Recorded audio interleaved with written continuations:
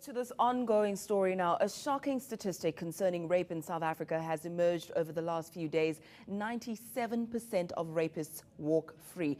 Well, this morning we explore the challenges that rape survivors face. How does a woman who's been raped cope after seeing her attacker freed by a court of law? Well, joining us in studio is a rape survivor and founder of Kwanele-Enuf is Enough, Andy Kawa. Good morning to you, Andy. Thank you so much for joining us. Good morning. You're seen as a hero by so many South Africans, surviving a 15-hour gang rape ordeal. You then have the strength, somehow you find the strength, to open a court case and nothing comes of it. How does that leave you feeling? Well, I'm really doing this for not only for myself, but for all the other women out there whose cases lie fallow and they somehow gather dust in our court. So I don't consider myself a hero. I think that this is something I have to do. I have to do it for myself. I have to do it for other people, especially young children, because rape in this country is just such a concern. I have cases of 1 month old who have been found with herpes in their mouth, and we have had cases of 94-year-old women. So I think that it is a serious concern.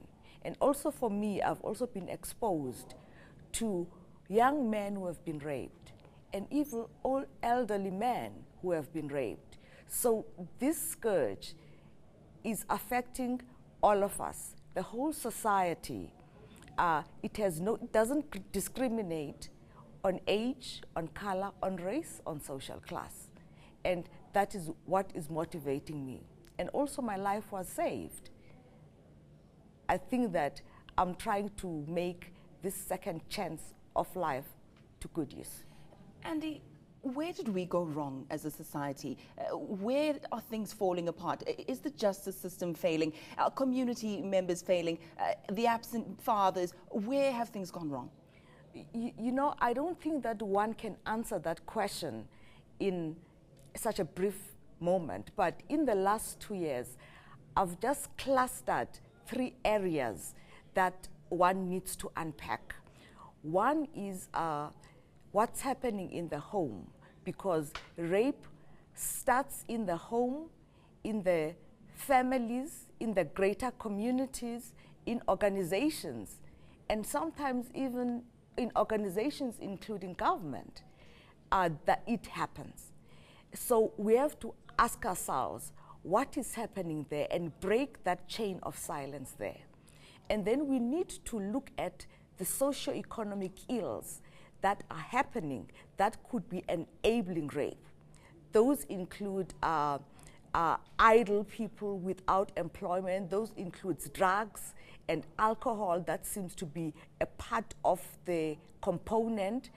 And then we need to look at the justice system, where when people like myself and others bring the cases to the justice system, we then do not get resolved, because what this means is that the rapists have impunity. They realize that they can go on and on and on without being punished.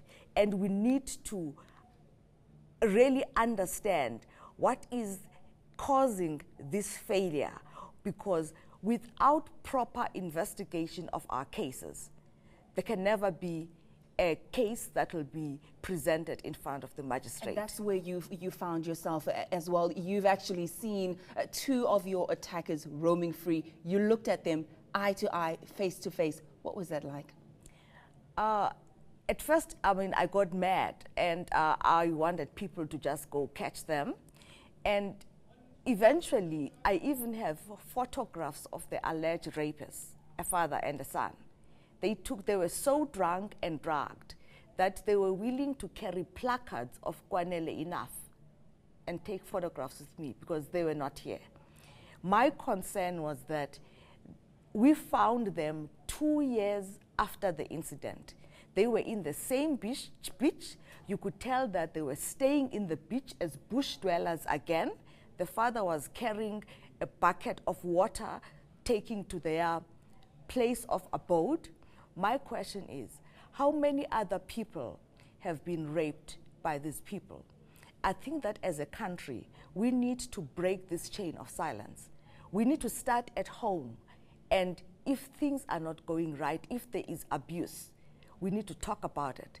Let's not put the stigma on ourselves.